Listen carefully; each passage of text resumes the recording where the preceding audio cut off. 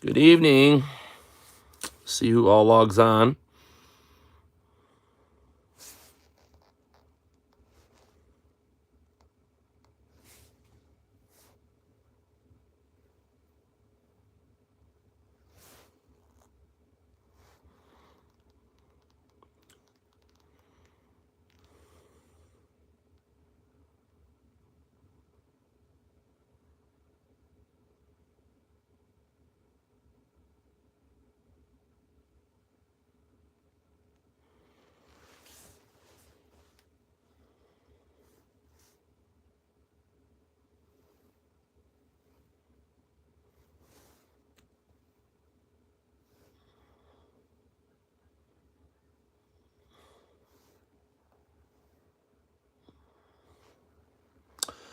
Good evening, everybody. I'm just waiting for some more people to log on. Trying to get my iPad over here logged in.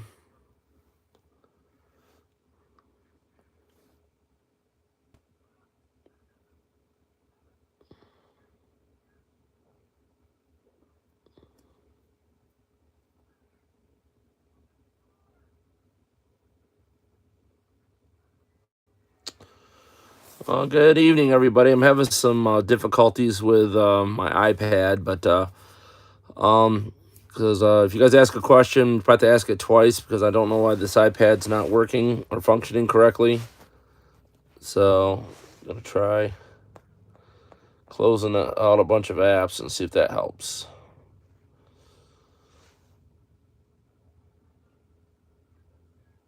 Okay. I think I got it. Yes, I did. Who's all logged in right now?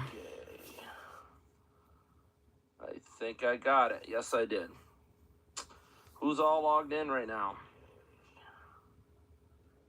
I think I got it. Yes, I did. Who's all logged in right now? I think I got it. Yes, I did. Well, guys, tonight is day 6. We're gonna move forward with some more your Baler questions and stuff. Tomorrow night, I hope to do more in depth. We're gonna pick one model of Baler, and let's take suggestions tonight on what you want to pick. Kind of a vote. So you guys put up a model of a Baler, a topic on it, and we're gonna go in real depth with it tomorrow night. Tomorrow night's video will be about 4 hours long. So just want to get some input from you guys. Tell me what you're thinking. I need a model, make of the Baler, and what problems you see with it or what you'd like to know about it. And like I said, we'll go into real in-depth Sunday night on it. And at the end of the chat for Sunday night, we're also going to go into what model you want to speak or see or talk about for the following Sunday night. I don't know if I'm going to keep doing the nightly videos, guys. It's up to you. If you think it's helping or you guys enjoy the time, then I'll continue to do it. Don't know what the best time frame is. I think it's 6:30 Eastern Standard Time. So you'll have to let me know if this is working or if it's not. So who's all logged in? Can we get a shout out from anybody? I see we got 3 or 4 people.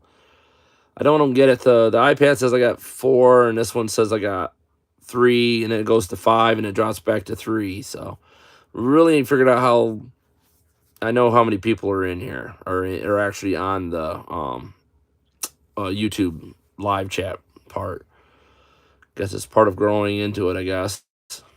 So any questions out there? We're waiting for a few more people to log in. So big shout out to my wife Rachel. She's been awesome. So she's helped me through this whole thing, and we've had a really rough day today. We did a excuse me. I had a really rough day with a John Deere 14T. Was not fun to work on. The guy started tearing it apart. David Stern ran into a problem where the cam mismatched with the knotter, broke the knotter into pieces. We had to replace the knotter, and then come to find out the cam itself, the teeth had gotten messed up, so we had to replace the cam. And obviously, it was a late serial number 14, and the cam on those is beveled out on the back, and it's stepped. And inside that is where your trip mechanism fastens is, one bolt and a dowel pin. And then there's a screw that holds the keyway in, and then there's a small steel pin that holds it onto the shaft as well. Um, you have to take all that out, guys, in order to get that apart. And 14Ts aren't fun to change knotters on, but they're not the hardest. And like I said, we changed it, put another knotter, another cam on it, got him back in business. We're about ready to test bail with it, and we found another problem. The tucker finger on top of the bail chamber. I noticed the bolt was loose, so Josh Turner, if he was on, he'll verify this. When they get loose, the bolts there, the tucker finger tends to move around.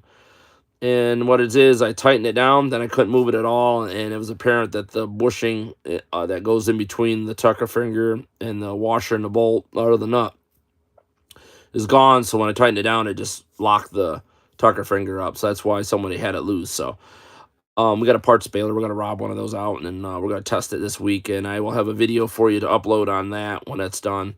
I wish I had somebody today to help me with recording, or we could have recorded it. I had Chip Hollenbeck helping me. It was really cold today, guys. The wind was kind of blowing me. A couple heaters going next to the baler to put it together. So it's kind of brutal this time of year to work on balers. Got a question here.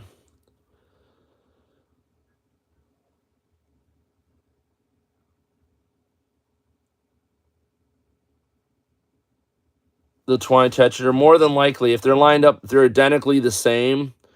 Yeah, it's a twine tension plate is weak. It's not holding it when it cuts it, or the knife itself needs to be shimmed and adjusted. Remember, you're only cutting one twine of the two in the disc. So, and the other one pulls out behind the tension plate when the knot pulls off the bill hook.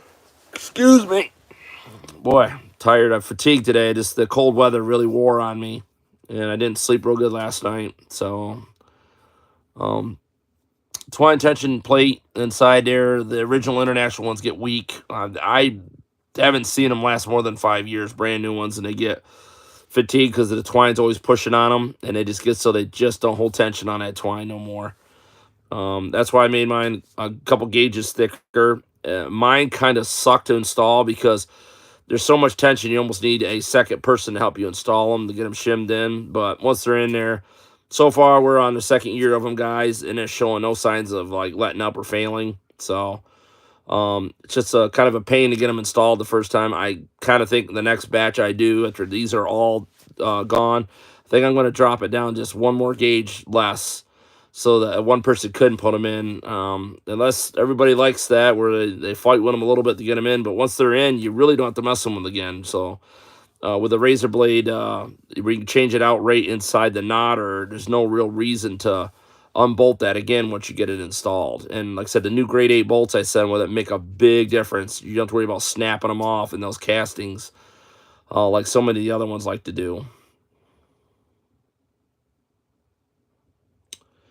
Brett, I don't. The online thing's almost ready to load up. We had a couple quirks with the shopping cart, and we want everybody to make sure they can. When you put an address in, it has to verify that address is correct. So it's going to ask you a couple times. We're having some glitches with that system in the shopping cart. We sent it in to get it fixed. We're running through Square, so when they get it figured out, yeah, you can order them online. I now have, and I hate to advertise this, guys, but I think I got 20 or 30 sets left.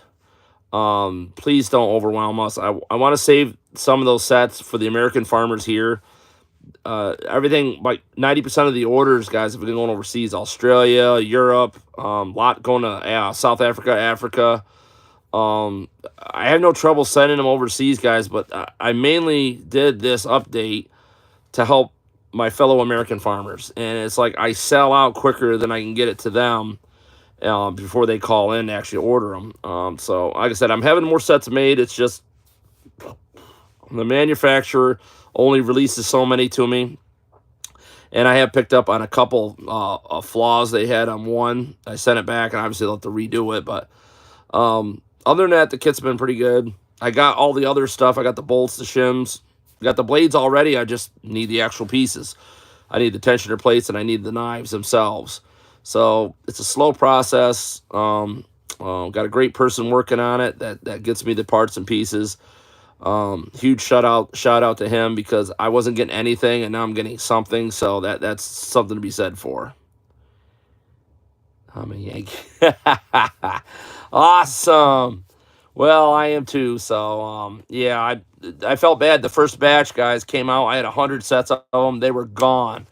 I couldn't say maybe 20 hours. Every set I had was gone. So, yeah, they work well. I mean, it's just the International Baler is a great baler. Just got to dial it in one more time. Once you get it set, you don't have to play with it again. And I also offer that I made that knife piece so you can run regular miniature razor blades in it. You can order them yourself. They're like $5 or three to $5 or $2 to $3. I can't remember. Amazon's cheaper. Sometimes eBay's cheaper. They're a micro miniature razor blade, and you pop them in and you just break the tabs off the ends once they're fastened in. And like I said, compared to International charging you 23 or was it $21 I've heard to 23 to $25 for one tiny little blade. And then you got to use their blade for their arm, and I don't think that's right. I try to design things so you guys, a wear item that you can go purchase at a local hardware store, Lowe's, online. You don't need to buy it from me, and I don't want you to. I want you to be able to, if you're broke down on a weekend, I want you to be able to just go to a local store and buy these blades or have extras on hand. And at $5 for or $2 or $3 for 5 blades, you can't go wrong carrying a few extra on hand. My vote is for the IH46 needle, knife, and twine disc adjustments. Wow. Okay, Ross. If you could, I'm be heading west. You could have me stop in again and then set your baler up in person. But if you're trying to hoard all those wonderful steaks in that wonderful hardware store, I understand. I'm kind of a jealous man myself. I don't like to share the wonderful things I have around me. But if you're trying to hoard that from me, that's fine too. But Ross is a great guy, guys. I mean, he took me around to a great neighborhood, just all around. Him and his son are just awesome. They're rebuilding an International baler. Ran into a couple snags with needles and the saddle, so things were adjusting in. So hopefully they got those parts and they can get it put back together. So.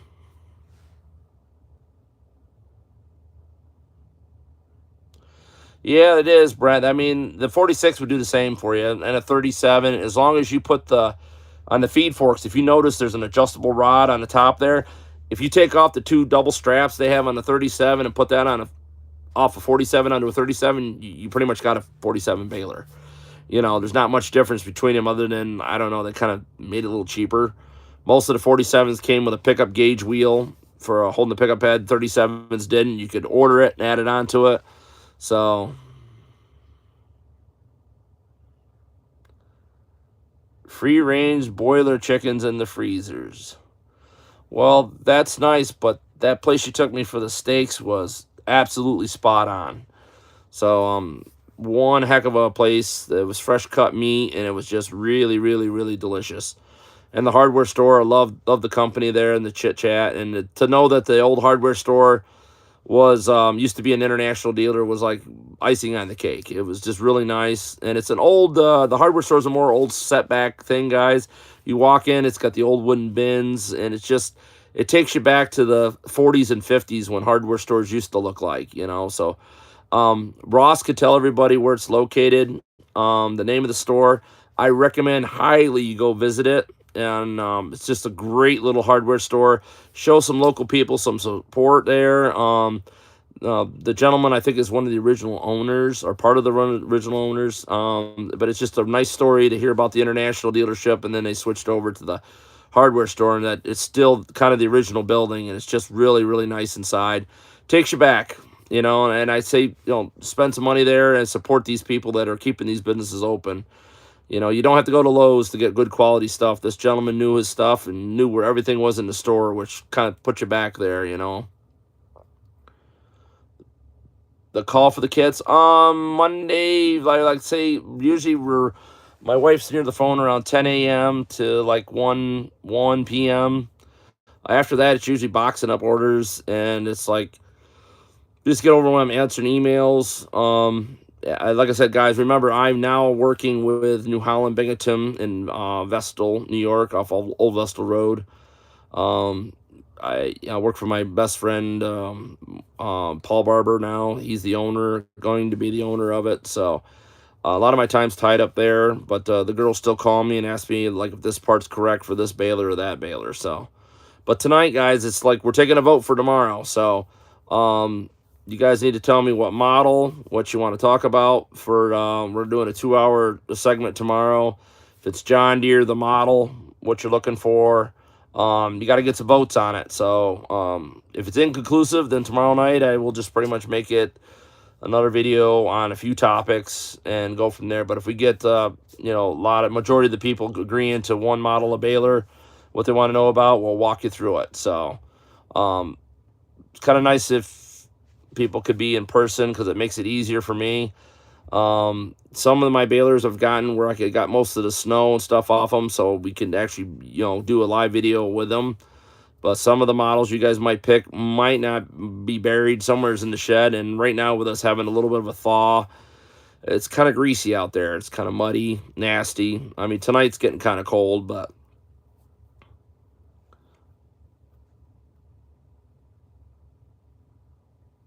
yeah. Yeah, guys, on the weekends, try to. If you want to send text messages anytime, it doesn't bother us. The phone doesn't alert us for text, but phone calls, it still rings through. We try to be. If you're baling hay in the summer and you need help, obviously call.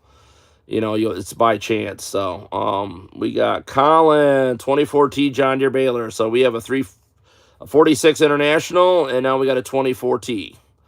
So we'll see where the voting goes tonight, guys, on what baler models. If it's a tie, obviously we'll go over each one. The John Deere Nodder, I do have one, I think, already out of a baler, so I could kind of walk through some of the adjustments. Oh, excuse me. I think I have an International Nodder out, too. Can't remember. I think I got one, but I think it broke one of the cams. I can't remember. The frame rotted out of the baler. Bale chambers like this, and it started bending, and it actually broke the Nodder shaft and the cam out of it. So it was a pretty rotted out, I think it was a 47, but it was so bad, guys. And the guy is still making bales. That was the amazing thing, but it finally gave up the ghost when the guy just didn't take care of it. Just kept running it till it just wouldn't run no more, and it finally broke the whole cam right out of it, the center, the casting, because there's so much. The bale chamber rotted, and the whole baler was bowing in the center, and it just put all that pressure on that Nodder shaft, and it didn't break the Nodder shaft, but it broke the cam that it was fastened to. 607-846-5959, guys. That's the RNS Ag Service for parts. Again, that phone number is 607-846-5959. If my wonderful wife Rachel's on, she could post that number up in the chat so everybody has it or can get to it. Does anybody else have any other topics they want to talk about tonight? Ross, I have to say I'm quite surprised you got an account actually on YouTube, so it's kind of nice to see you on here.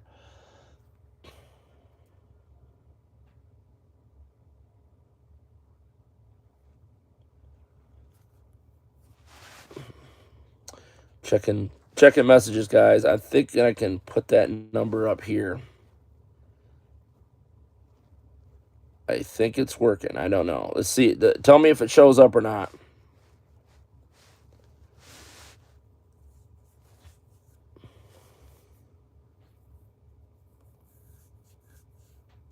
I think it posted. Let me know, guys, if that phone number posted or not. I typed it, but I don't know if it went in or not. It might have. And that is a cell phone too, guys, so you can send pictures to it. Send text message pictures of what's going on with your machine, and we'll try to answer them in a timely fashion, as fast as I can get to them. Most of the time, I try to take care of most of that stuff at night or early in the morning. Don't be surprised you get a text message from me at 5:45, 6 o'clock in the morning, about your answer for your problem, because it's usually when I really try to tackle a lot of the Text message baler questions.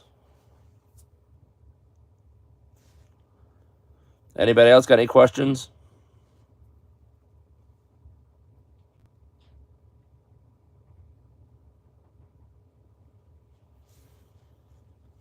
Again today, guys, tackled a John Deere 14T.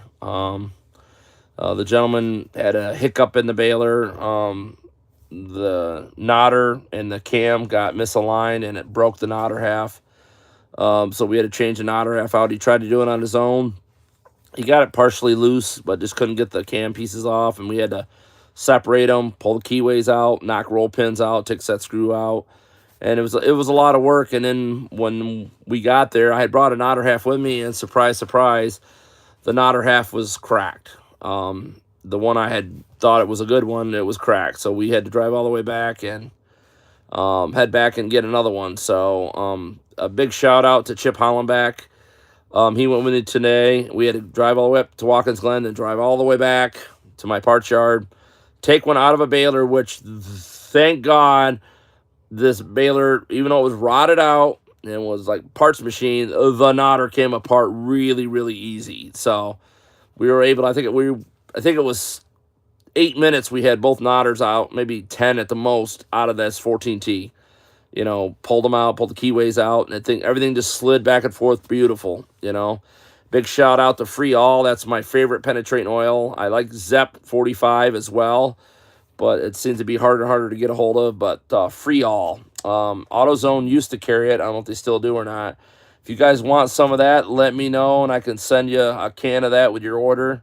It's great penetrating oil. Of all the rusty balers I work on, I've tried PB Blaster, stinks. I've mixed WD-40, yeah, mixed feelings on that. Liquid Wrench, it does all right for me, but the one that tops them all is Free All, and that was introduced to me by Paul Barber and a lot of the guys at State Line Auto Auction in the big truck shop. They use this stuff on salted trucks, like salt box trucks, and they spray this stuff, and it works really, really, really, really well. So, I had a guy. Oh, they do. Thank you, Ross. So that Ross just put up, guys. Napa has Free All, so you can probably go online and buy it as well. But great penetrating oil, works really, really, really well. I've tried something. I was in Ohio. One of my farmer friends gave me Angry Farmer.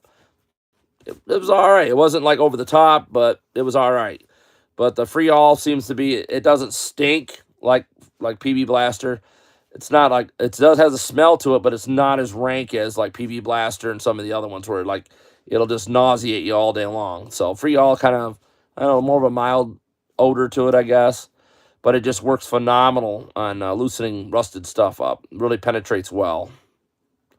I would like to see Project Farm run a test against Free All against the other penetrating oils. I don't think he has yet, but yeah, it is, Ross, but you know what? What isn't? I mean, we're in the world today, guys. I mean, like today, I put a nodder on a 14T, and it was just a used takeoff. $650. Just for a used nodder takeoff, and the cam, because it was a late serial number 14T, and the trip mechanism was built inside the cam. That was $250. Just used parts. The new cam you can't even get no more. The nodder half, I don't know if you can get, but the new split nodder, if you wanted to update it, it's $2,800. So stuff's getting outrageous, guys. But like I said, most of the nodders I got, like I said, I usually try to check them on the baler, or if I buy a baler, it's rotted out.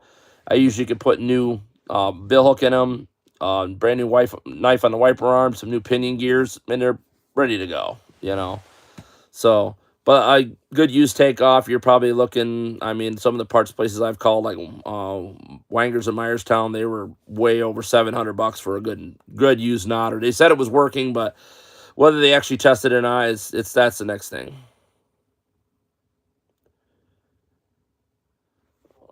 Colin, I totally agree. Yeah, I mean, Free All is good stuff, guys. I'm not going to lie to you. I mean, you spray it on stuff, it just frees it up. I mean, it just works. I mean, we have balers that sit around and we go out and we'll pre-soak the nodders or the needles, the bolts and stuff.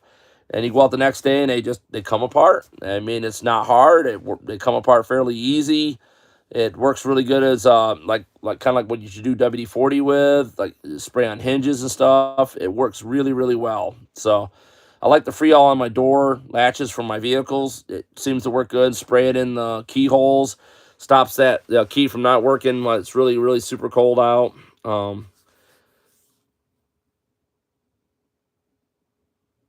New deer balers is 50 grand. Yeah, I heard that, Brent. I was really shocked. You owe me a can. I do, Ross. Tell you what, Ross, you come pick it up. I'll got a free can for you. You come right out, Waverly, New York. I'll have it setting right outside Monday morning. The same 9 o'clock. Have a free can of Freol there for you. I might even put a special pen there with it too. I guess he didn't enjoy the. I guess he doesn't think I'm worth the 4-hour drive to come see me. So, hey, it's a free can of Freol. What's wrong with free? It's absolutely free. You got it on video here. Free can of Freol. All you gotta do is drive and come get it. Yeah, back to Brent on the Baler. Yeah, they're all Balers are crazy right now, new ones. So I mean, you guys can put a lot of money into these old ones and still never come to the price of a new one. And at least you know what you got. And they're actually the older Balers are built better than these newer ones are.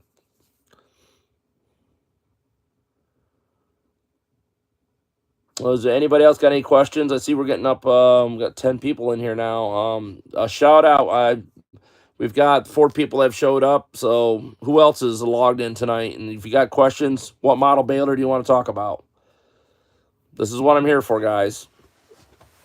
We've got to remember you're voting tonight on what Baler you want to see tomorrow's video about. We got to vote for a 46. We got to vote for a 24T.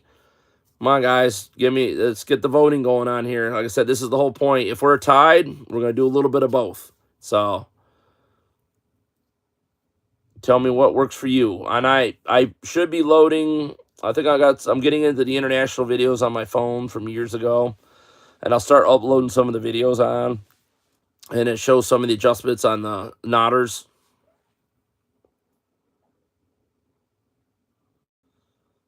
If you guys don't know what I'm looking at this. This is your comments right here. I get to read them because for some reason, when they come up on my little screen, they disappear in like a couple seconds.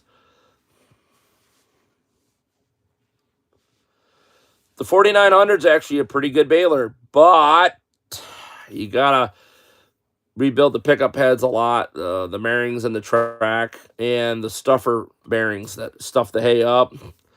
But other than that, never really had much trouble with them. The knotters very seldom give trouble on the Hestons. So yeah, they make a good bale. The 4900s do.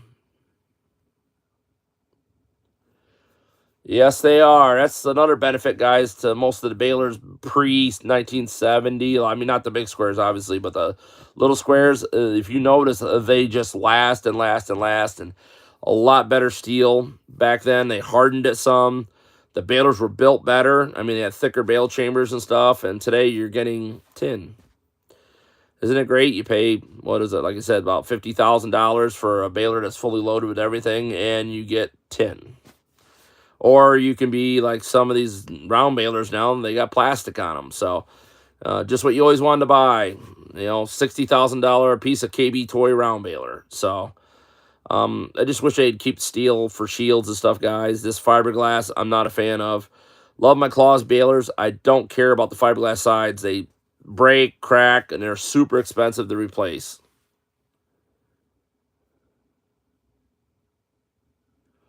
Hey, Ryan. I have a 224T. Needs to be, I'm assuming you said retime. I think that's what you're trying to say. It's not hard to do.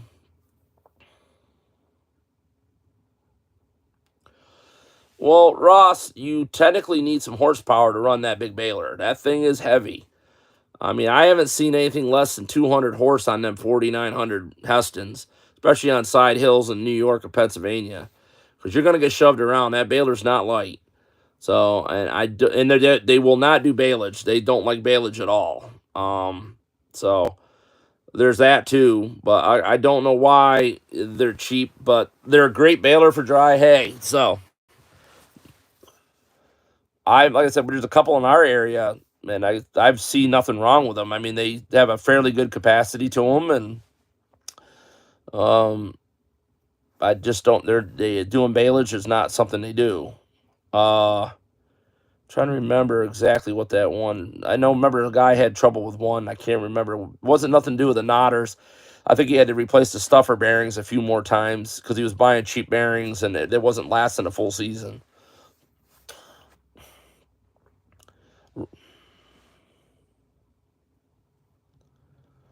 Andrew, my Aussie, he's from Australia. Hey Ryan,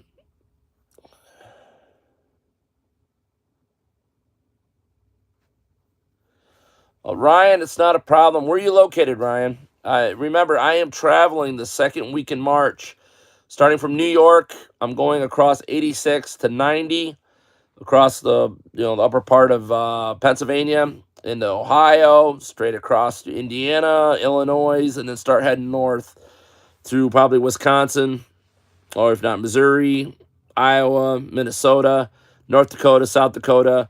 And I know I got a couple Baylor's guys want me to come up to in Michigan. So let me know where you're at.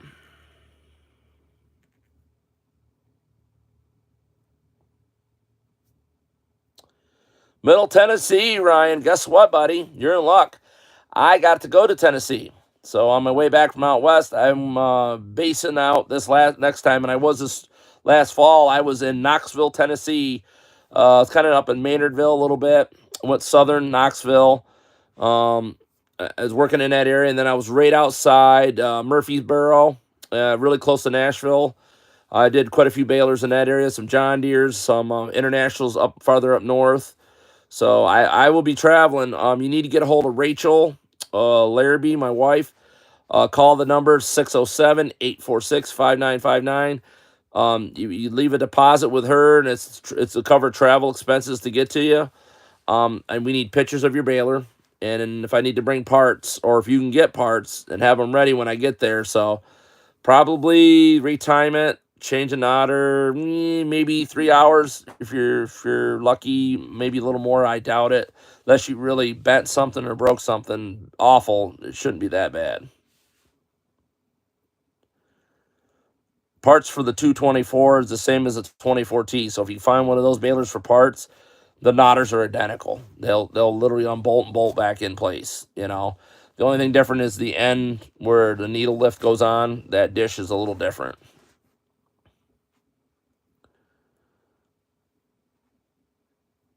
How's the weather over there, Andrew?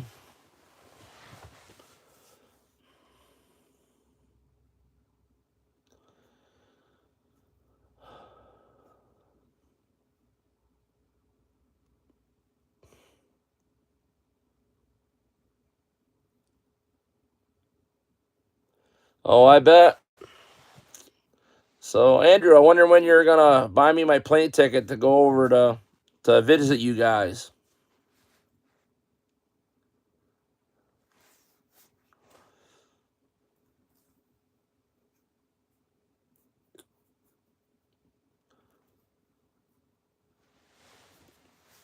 Yeah, Ryan, if you looking for another 224, but the one I got is kind of a wire tie, but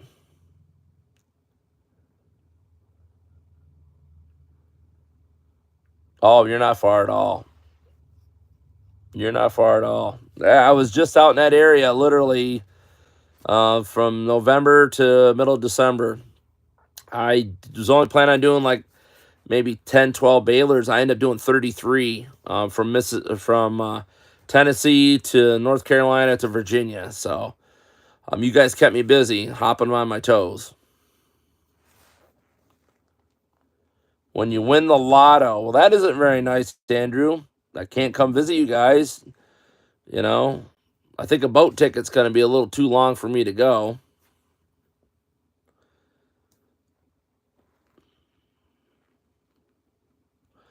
If you guys see me staring over here, I'm staring at my question board. That you can see, I'll show everybody that came on. All your comments come up here, and I'm able to read them.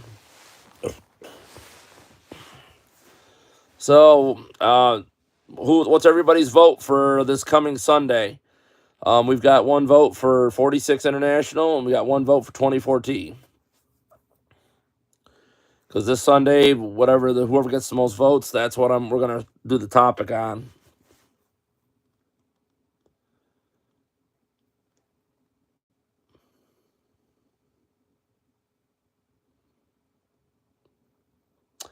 I still can't figure out the lag, guys. I'm literally talking here and I'm watching on the thing, and it's almost like 8 seconds behind.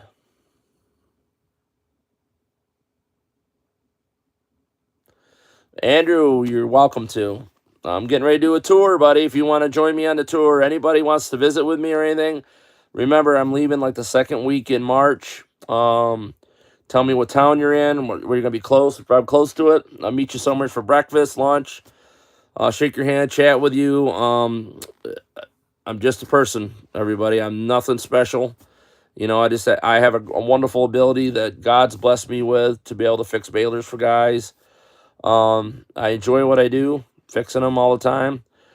Gets old sometimes, like today. The weather wasn't cooperating, and the cold weather gets to me. So, but anytime anybody wants to come visit and watch me do balers, you're welcome to. Ryan Burks, 2 votes for the 24T. We might on the 24T, since the 224 times roughly the same. It's a little different. I could send you a video probably on the 224. I got a 224 wire tie. Ryan, if you're interested, it's got a number 30 kicker on it. The baler's in really good shape. If you go to Hey Baler Nation on Facebook, there's a video of it baling. I baled a lot of straw with it, never missed a bale. The guy traded it towards another baler, said it would not tie.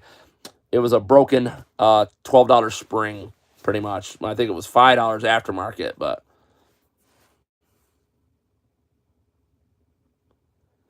Andrew's votes for NEIH. You can't do that, Andrew. Not NEIH. You have to pick a model.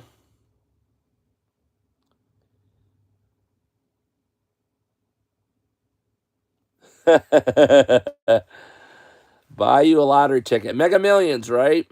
I don't know if it's up to a couple billion again or not. I can't remember. Kind of like, guys, I don't gamble with my money. I gamble with my life. So, I buy lots of balers with my money. So, I guess I got that going for me. Well, oh, Andrew. Oh, gotta love my European and Australian friends. The B46. Oh, man. I love it, guys. I love it. The European models, same numbers, just stick that B in front of it. So I wonder if it means better 46. You guys put a lot more tin work on them, cover a lot more shields on them, and cover things up. I guess over here in America, they didn't put a lot of shields on balers because they figured they'd weed out the not so smart people that stuck their fingers and stuff that didn't belong. So.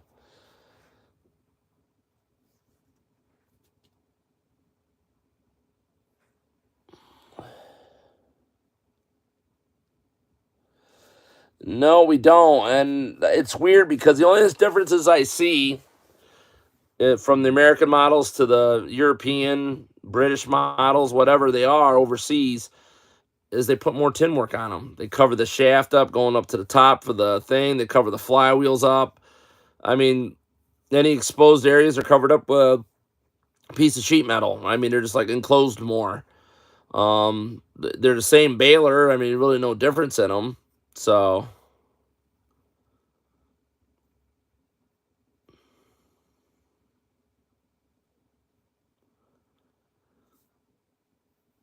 So any more votes, guys? We got 10 people watching.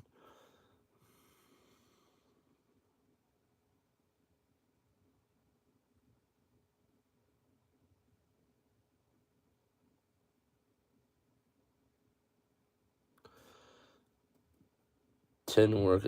It was all optional. Okay. I don't know if it was an option over here or not. I've always wanted to buy some of the literature off on eBay. I haven't gotten around to it. Been planning on it. And each one of my balers, as I restore them, I think I'm going to do a display, like the original brochure, a sales brochure, and a service book to go with it. Which, guys, the service books for international are absolutely atrocious. They will get you close to the baler working better, but like the Amish guy that trained me on international baler said, that book, every couple pages, it tells you to contact your local dealer. So all that operator's manual and stuff is a sales brochure for the service department. So if they gave you something that actually fixed the baler, they wouldn't sell any parts and they wouldn't make any money. So the guy that trained me, everything that was in the book, he taught me was the opposite and sets them right up, and I did just work. So, and I had the blue ribbon service manuals and stuff, and it would always get me close, but that 47 I had would just never be completely consistent. It would go 20 bales, miss a couple, bail another 15, 20, good, and then miss a couple more, and it was so inconsistent, it just was frustrating, you know. It took me years later to finally discover what the problem was, and it was a lot of it to do with that tension plate. It was just hit or miss. It seemed to work better with thicker twine, like I'd run 7200, and it worked a lot better with that. Um, if you had a kicker on there, you almost needed 7200 twine, because if not, it would just burn the string off the 9000 or 10,000.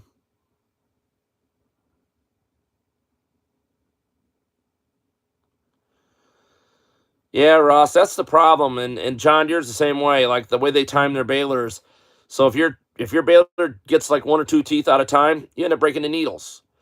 The way I show the time the John Deere baler is it's going to take 4 or 5 teeth out of time, but you're definitely going to start breaking shear pins before you ever break your needles. The New Hollands are pretty decent. I mean, when you time them, they're pretty dead on. Not much trouble there. The inline Massies, when you time them, they're also pretty good. They'll usually start breaking shear pins before they break needles. One thing to check on everybody's baler is the plunger stop safety spring, guys. Make sure that spring's good. Make sure the plunger stop's really free. Lubricate it, because it's cheaper to pay for a couple dollars shear bolt versus buying new needles and a new saddle, or possibly knotters if the needles were up in the knotters when it happened. So, does everybody remember what we talked about last night? Here about the knotter trip paw spring. That's that little lever with a spring on it. When the knotter trips, it activates the knotter drive. Almost everybody, they put a too long of a spring in there, so when it collapses, you can almost push it just a little bit farther, but the spring lost all of its pull, and it doesn't get quite close enough, and as they get wear, that needles will go all the way up, and where it gets to the point where it's pulling the needle, and it goes over top dead center, and it starts pushing the needle, there's a little bit of relief there, and they're noted for dropping out of gear, and the gear keeps going, and the knotters stay up in the chamber, and kapow, you hit your safety stop, and you go back there, and you broke a shear pin, and you have to pull the needles all the way back to start baling again. So that's all due to the trip dog spring being too short. Go to the hardware store, same size spring, a little more pull on it, pop a little shorter spring in there, just so when it collapses all the way down, there's still a gap in that spring still pulling on it.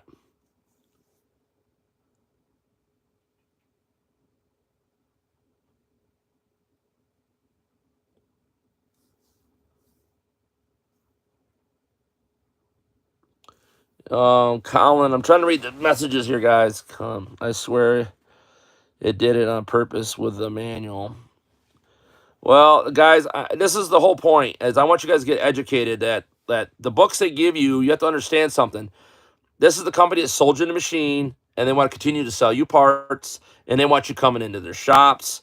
I mean, now the older balers are not really looking for that, but like they're never going to tell you everything you need to know about the machine, but enough to get you somewheres, like to kind of get you close. But they want you coming into the shop. They want you buying parts. I'm happier when you guys stop in, have a cold soda, chit chat. We talk about good times. That's the stuff I want to be known for. I don't want you saying, "Oh crap, my baler blew up again." I don't like those phone calls, and neither does anybody else. You just want your baler to work, you know. Yeah, the John Deere balers is like in the New Hollands. So the brand new guys, I have a lot of people with the 575s. There's a gentleman, a bunch of them up in Binghamton, New York. Quite a few up about Penn Yan running the 570, 575s, and the 565s.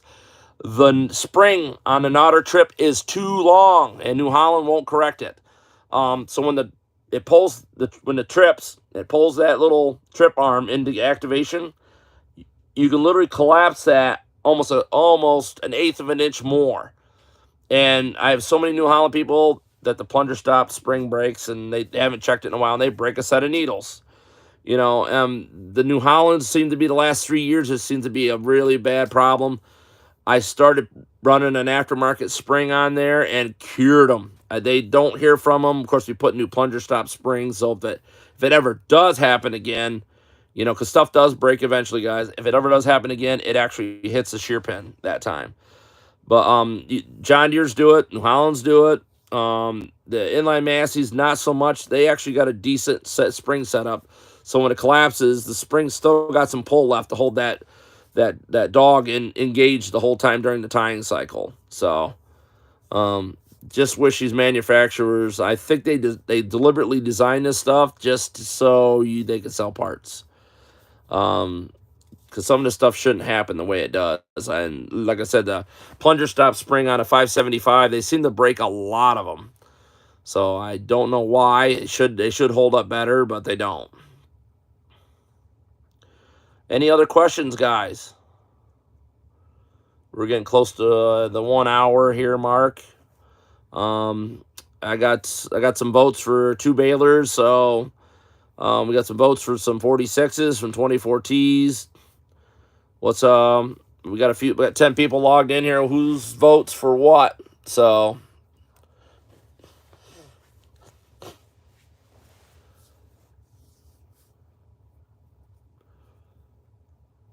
Ross, yeah, the Hay Dog Springs on the 46, yeah.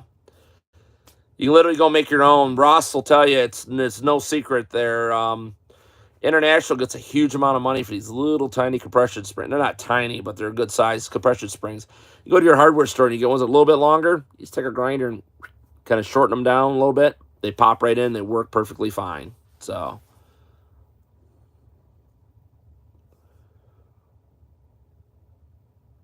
well, expecting to see Farmer T tonight. I'd seen him. I think he was on last night. I wasn't sure. And like I said, guys, a lot of times you have time problems. Always looking for the number one things. It's usually the hay dogs. Springs are weak, and it's not getting down, holding the hay back in the chamber. And for some reason, New Holland never put hay restrictor plates in their balers. If you guys want to put the John Deere hay restrictors in the New Hollands, it helps immensely with squaring up the bale and tightening up the bales themselves. But International runs hay restrictors. John Deere runs them. Massey's run them. So, even the early Massey balers run them as well. It just helps it helps with tying immensely a lot. Because they look like a cheese grater in there. And what they're made to do is the hay goes by and they grip that hay and they won't let it come back in front back into the compression chamber again. So, you can mount John Deere hay restrictors. They're pretty economical for me because I make a lot of them.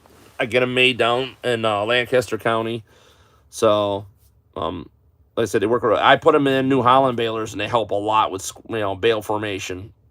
A lot of guys are having tying problems. Well, Andrew, I was actually trying to make the International ones because they're a little different. They're like.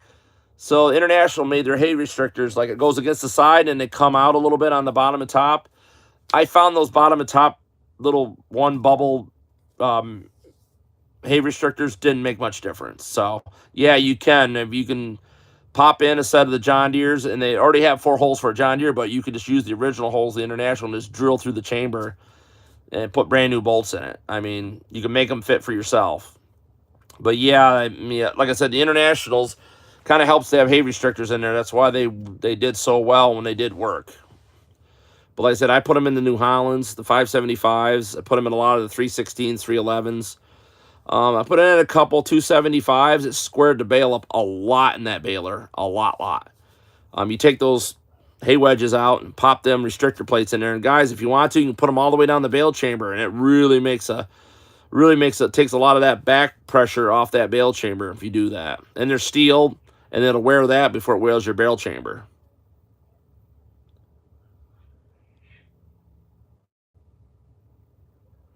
Yeah, Ross, the problem is it's just a wedge. It's just a steel wedge. It does nothing for stopping the compression of the hay going back in the chamber. The hay restrictors they're one direction. Hay goes by, they bite it and won't let it come back. And they're also bubbled out, and there's gaps in between, so it's able to force the hay left and right, and it evens it out as it goes down through the bale chamber. Yeah, Andrew. I mean, I make them pretty thick. The John Deere ones are really thick. You're probably going to get some fairly long bolts, but I started making them a lot thicker than the factory John Deere ones because guys that bale high volumes of hay, those things take all the weight off your bale chamber. You know, they're like the first thing when the plunger compresses the hay, they're the first thing that hits the hay is those. So what they're doing is they're folding that hay in before it touches your bale chamber. So it takes a lot of that drag resistance. Like it's not going to wear on your chamber. It already wore on those hay restrictors before it even started down through the chamber.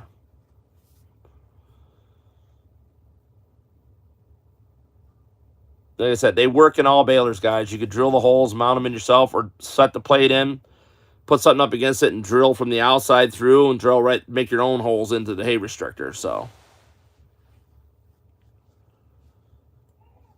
but they work really well. I mean, it's the hay restrictors on a John Deere look just like a kind of the design of a bale ski, other than they're just like one little plate. But if you want to bowl them all the way down through, it'd be like kind of similar to putting a set of bale skis in, other than they're steel.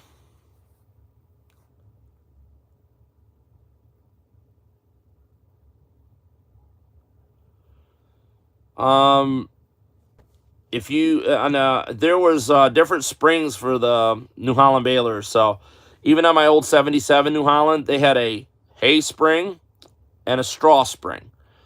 And obviously straw slides through better, and the straw spring was really dense. I mean, you had a heck of a time squeezing that down. Same way with the later New Holland balers. If you guys look, it's not all the manuals, but most of them, they offer a stronger set of springs for making tighter bales. They also have block kits where like you unbolt the top plate where the two springs push down on it, and there's a block that goes in there on that center tension rail to push down even harder. You know, so it doesn't bottom out on top of the bale chamber. So there's all kinds of tricks there, guys. Yeah, the wedges kind of help that, but the problem is they don't really help with the bale springing back in front of the needles, and they don't really help too much with bale formation. Some guys think if you put 3 on one side, 2 on the other, it helps. I see it help a little, but bale formation takes place with the way the hay's fed into there, but the restrictor plates, the way they're made, and like I says, every other model of baler runs them except for New Holland, and I have no idea why. They're simple to install.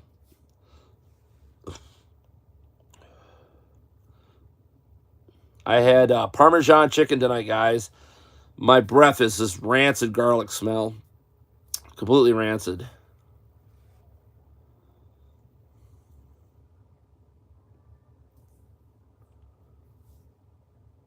Well, anybody got any other questions? Right now, we're tied on votes, guys, so we need somebody to pop in with a tiebreaker, or somebody wants to see another model of baler. We've got ourselves an International 46, and we got a John Deere 24T.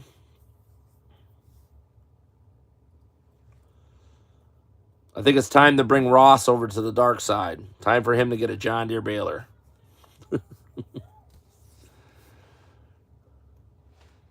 Hey, Ross, how come your son's not on here? I'd be interested to chat with him.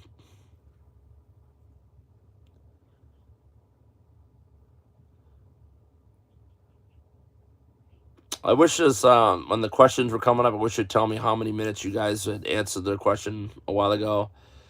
Because it fills in, and then for some reason, some of the questions shuffle around on the board. I don't know why.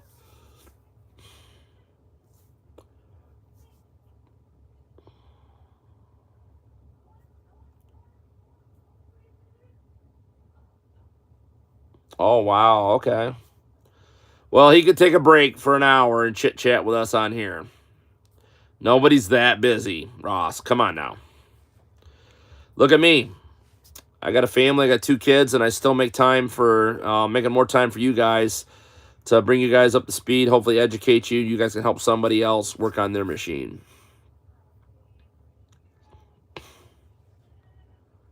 So anybody else got any other questions? We're reaching the 1 hour mark. I'm gonna probably go spend some time with my family, but we're tied on votes, so the tiebreaker will be me flipping a coin. So it'll be heads or tails, and I'll decide which model we do. So whatever model we do Sunday, we'll do the other model the following Sunday.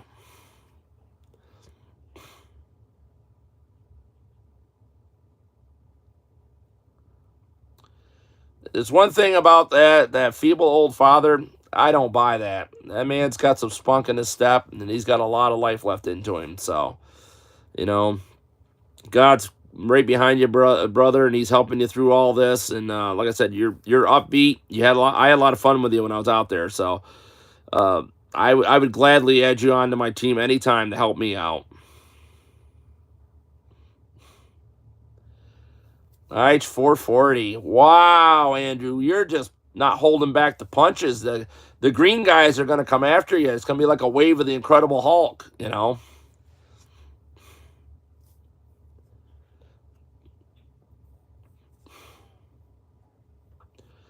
It would have been really nice if International didn't go bankrupt, what they would have done for the future with their balers, because I think they were going down the right path. I think a few more years, I think they would have came out with a little bit different design on that all-twine knotter, and I think they would have had it. I think they would have had the market on them. So they would have been a great knotter to make bigger and to put on the big square balers. Just it does a really nice job and works really, really well once they're set up properly, of course. All right, gentlemen. Well, I'm coming to the end here. We got a couple minutes left. Well, Ross, I can hook you up with an Oliver. I know where there's a nice one.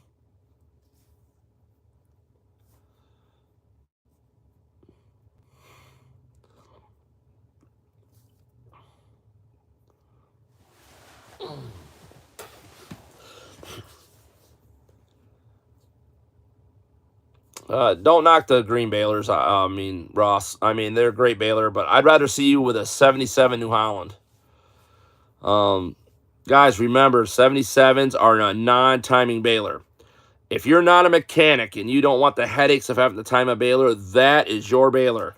Don't worry about if the Wisconsin engine on doesn't run. It doesn't matter. You can bolt on a Vanguard motor. You can bolt on a Predator. I mean, once you get the flywheel turning on the balers, guys, it just bales hay. You know, and it's a non-timing baler. Chain breaks. You put a brand new chain on it. Go right back to baling. No timing involved. The 77 balers are self-timing balers. They don't need to be timed. They time themselves. Obviously, New Holland got rid of that design because you technically don't need a service guy. The knotter's very rare. I mean, you have to really do something wrong to make those knotters not work. So basic maintenance on them every year. Wear pads, the pickup heads had quite a long longevity of life. In the wintertime, I tell guys to check your chains on the pickup heads and the rollers that go in the track. To keep good rollers in them, guys, that baler is probably a 150-year baler, at least.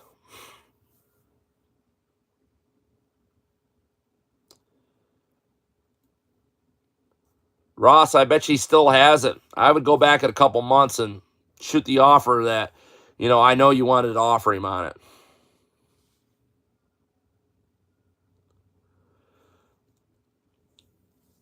Hey, Brian. Nice seeing you there, bud. And remember, the Super 77s, you can put a PTO on them. The early ones didn't have the holes in the frame, but you could easily drill the holes and put the PTO unit on them. But the Amish and them still run the 77s, and the Wisconsins are expensive to rebuild, guys. If you find one that's running, it's fine. But anymore, you can buy a Predator engine, twin cylinder, pop on there, and they work fine,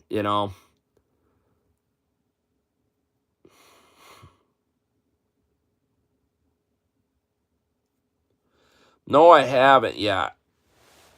Oh. Well, there's a gentleman, I think Jason Grady's his name. He came out with a baler that makes two bales at once. Kind of a mini big square baler, I guess you'd call it. Interested to see John Deere kind of is going to offer that unit now, so we'll see how it holds up. I mean, I'm not going to knock it till I see it really work in the field and the longevity, guys. Everything looks good when it first comes out. Let's see what it looks like in 10, 15 years, you know?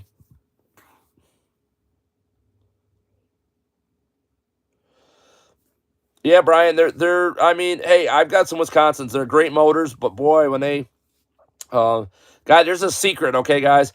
I never knew this, and it's in the manual of the Wisconsin engine. I don't know how all the farmers missed it. So when you shut the engine off and it's hot, and they always talk about how they didn't start. Well, if you guys notice, there was a vacuum plug on the intake where it went over and it mounted with the exhaust. If you pull the intake out, that little plug, pull your choke, crank it or electric start it, it'll fire right back up. Because what it does is it vapor locks because the heat from the manifold transfers down into the intake manifold, and it actually stops the vapors of gas from going down into the cylinders. That's why they said you had to wait for them to cool off before they restart. Didn't realize it was right in the book, one little paragraph. If the engine is super hot or hot, this is what you do to start it. And it works every time, guys.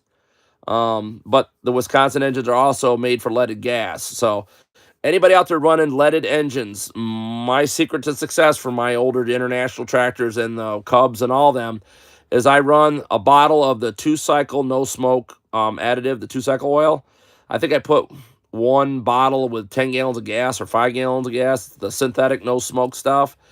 Seems to work fine. The valves don't burn. I haven't had any trouble in a long time, so I just keep adding it to the gas. Not to mention that little bit of oil keeps the floats working good, doesn't let the needle and seat stick. Seems to just help all the way around. You have to forgive me, I got sinuses tonight, guys. I'm trying to spit up some snot and get rid of it. Yeah, Brian, now the Super 77 is a timing baler. So that one has to be timed, but the 77 does not. The 87 does not need to be timed. Those balers and the 76 don't. The 74, 75. The Arthur Young baler, the first one with knotters on it. Hay press, that one doesn't either. They're great balers, guys. 77 in my heart. I mean, the bad part with the 77 is I got a challenge for somebody out there. Anybody that owns a 77, come up with a way to make a nice 2.5-foot bale or a 3-footer. Because the only trip they offered was a double wing that would trip to make it half the size of a 4-foot bale, which was like just over 2 foot. 430 International is good baler. I'm assuming it has the all twine knotter on it. It's a later serial number. But the 77, guys, is a monster baler. It really just eats hay. And it's really nice is because if you guys have ever put twine in one, you stand up to do it. The needles are on the side. The knotters are on the side. The advantage with the knotters being on the side of the baler, all the chaff and stuff falls off. It doesn't build up. It doesn't cause problems. It doesn't, break stuff. So the manufacturers rather put them on the top because guess what? All your dust collects up there. And if you don't clean them off every day, it can build up, bend stuff, break stuff. There's no reason they can't put the knotters on the side of a baler again and the needles. Oh, isn't it great to have the needles on the bottom of the baler where there's a chance you hit a woodchuck hole and even though they got that little protector bar, you can still come up and smack them, So this stuff is all by design anymore. I really don't like how they do it, but like I said, they're out to make money.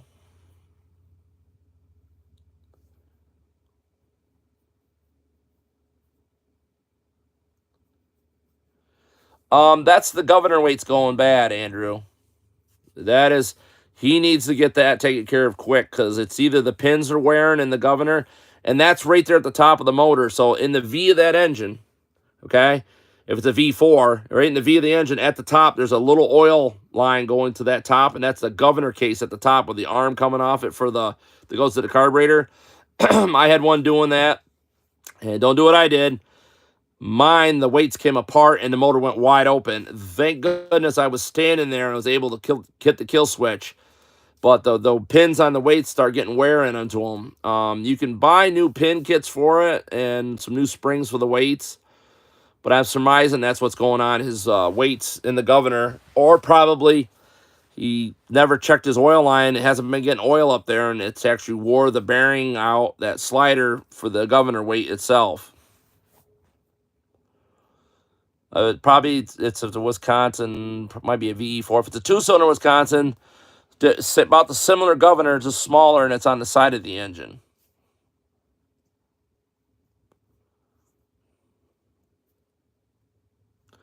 Any other questions, guys? We've had a couple votes tonight. We had 2 votes for 46, 2 votes for 24T. Tell me what model baler you'd like to see. We're taking a vote. I'm gonna probably do one of the other for Sunday night. So was on a 57. Wow, I've never. Usually they put a Farmall Super C motor or a Farmall 200 motor on a 57. Must be a really rare one. It's got to have a V4 Wisconsin on it then. There's also, if you bought it that way and it's been running fast, it could be as simple as there's a rod that goes from that governor up to the carburetor, and if you notice it's threaded on there, tell them just to turn the threads out until it slows it down some. Somebody might have got a little bit crazy and tried to be aggressive with the motor on the baler. But I'm almost surmising that if he's owned the baler and it was mildly running great before and then it started speeding up, that the governor's coming apart. He probably, oh boy, yeah. Rebuilding the motor, better ask if he rebuilt the governor. Maybe when he put it together, he didn't get the rod in the right hole on the arm itself, because there's like 4 or 5 holes on that governor arm on most Wisconsin engines. So you can try adjusting it down, but I got a bad feeling that if he rebuilt the motor, then probably the governor weights, he didn't touch them, because they do need to be rebuilt once in a while. Yeah, Ross is correct. Yes, that's pretty critical to do that.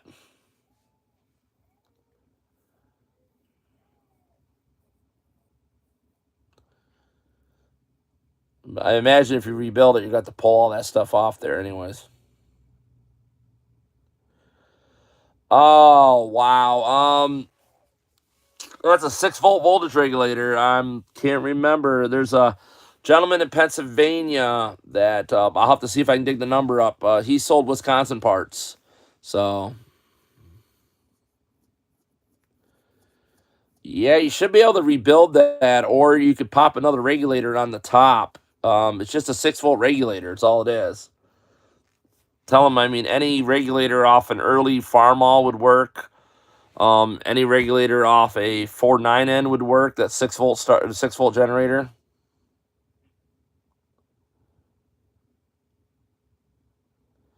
Yeah, that's a good point, Ross. I heard that from a few other guys that are rebuilding tractor carburetors.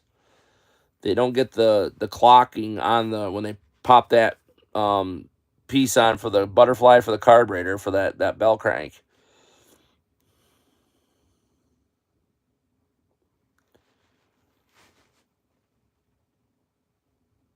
Anybody else got any other questions? It's been a great chat tonight, guys. We have got a tie. I'm going to flip a coin later. And the surprise will be tomorrow when you log on, which one it is. So, any other questions before I go? We're a little over an hour, which is fine by me, guys, because this has been good conversation, good topics. Yeah, well, that's a good tractor. I like WD-45 too. They got really snappy governors in them. They're great tractors for running silo blowers and stuff with.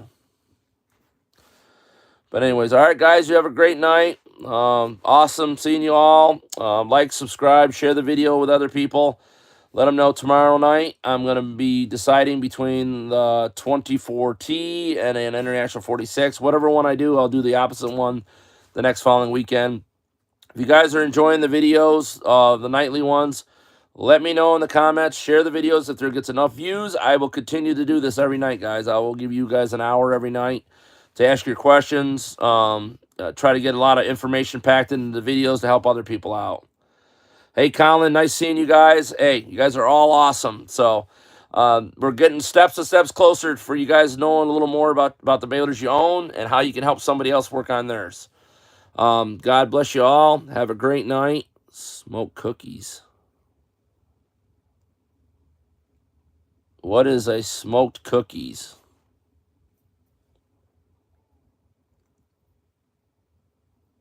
Huh.